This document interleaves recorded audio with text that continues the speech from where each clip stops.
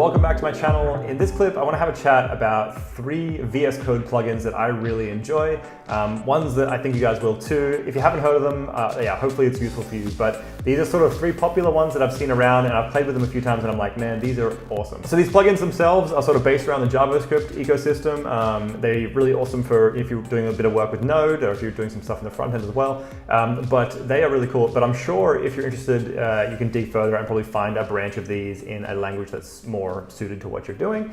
But I'll just jump straight into them. So these 3, the first one is called Quokka or Quokka. I don't exactly know how to pronounce it, but it is awesome. When I first saw this, I was just like, holy shit. Like you can just you get live feedback as in your code is actually running as you're writing it, which is really, really cool. So if I just said const people equals, and then just make an object, you can see I get this green square on the side here, which is sort of it's constantly running and making sure there's no sort of syntax or weird error. So if I make an object, for example, and I just said first name, so you can see straight away it's first name is not defined. It's just picking it up straight away for me. And then so if I said Flynn, and then maybe I made a last name, you can see it does the same thing there. And so let's just do this here. So it's I have this object now and it's valid. So I can come down here and just console.log, and I can just type in here people. And then you see the feedback straight away, the object, the key, the value, and I can just go to the last name one, and you see the data on the screen straight away. So it's it is really awesome for just parsing objects or having a look at things and seeing that instant feedback of exactly where you're at with your application or whatever you're writing. So you don't have to worry about writing some stuff and going, oh, does this work or does this not work? And it's even better for if you're working with web requests or stuff like that. So if we just do rec equals require, and we'll bring in the request package.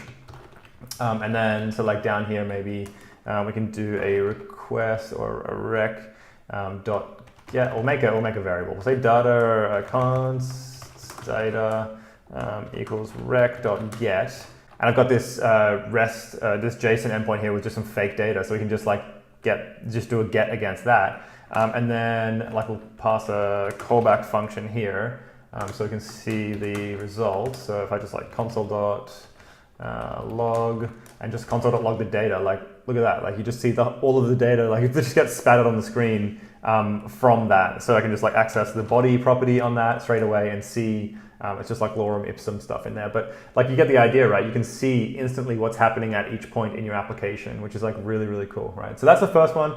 That's called Quokka, and you can access it just by going into, if once you've installed the extension, you can just open up whatever, so you can make a new file.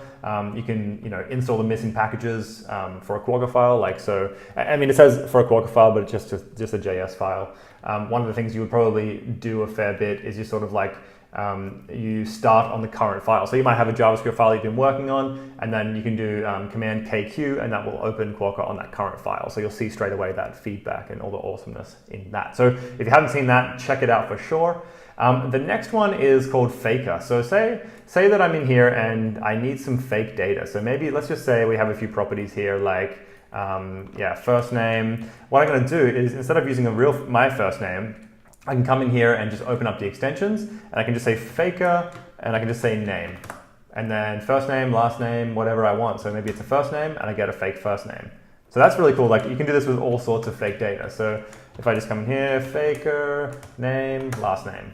Okay, so there's my object already, right? And I can do that. There's so much more fake data. So if I do date of birth, and then I can come in here and do the same thing. So Faker, date. It's in the past. So now I have the date of birth as well, and you can see the syntax error here straight away from Quokka. And now I'm pumping out down here, I'm pumping out people, the last names, and that's my new object there. So it's really cool. Faker is really good for producing fake data. You can just access whatever. I think there's a lot of other things in here. So if I just do stuff, let's have a look at what there is. So Faker, there's a whole bunch of stuff database, finance, image, internet.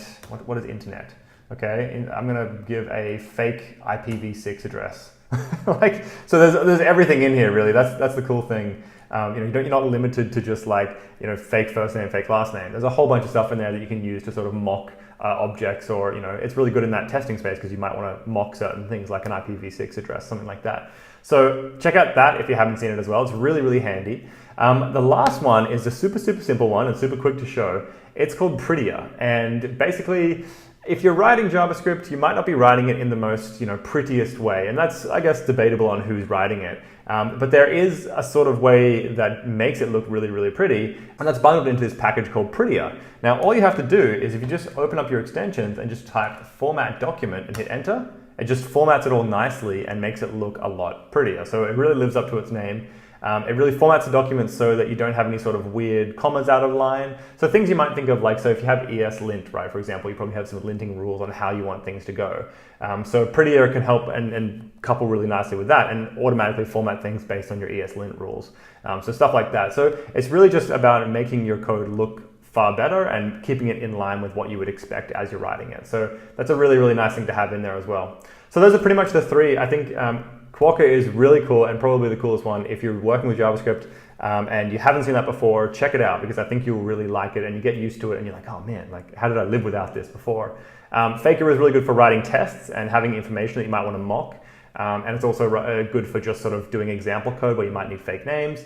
And Prettier is just awesome and you should just always use it where you can. So those are my three. And if you haven't checked out VS Code yet, and if you've just been using Atom and you're like, I hate everything about Windows or Microsoft, then you're totally missing out. So please just do yourself a favor and check out VS Code. Like, I have talked to a lot of people who have been longtime Atom users or Handlebars or whatever, and they're like, man, VS Code is like the best thing, or one of the best things that come out of the open source Microsoft community in so long. And they're doing such a great job of maintaining it and keeping it up to date and really just even making it the text editor that everyone wants to use. Like, it is so popular now, it is crazy. So just if you haven't even checked that out, please do that first, because the extendability and the extensions of it, the language support of all the sort of mainstream languages, the integration with things like PowerShell, Bash, even things like Terraform has an amazing extension in there as well. So it is really worth checking out if you haven't yet. But that's pretty much it for this one, guys. What do you guys think of, what's your favorite extension? Have you come across one that you absolutely can't live without? Have you tried any of these three? If so, what do you think about those? Let me know in the comments down below and I would love to chat further about it. But until next time, peace.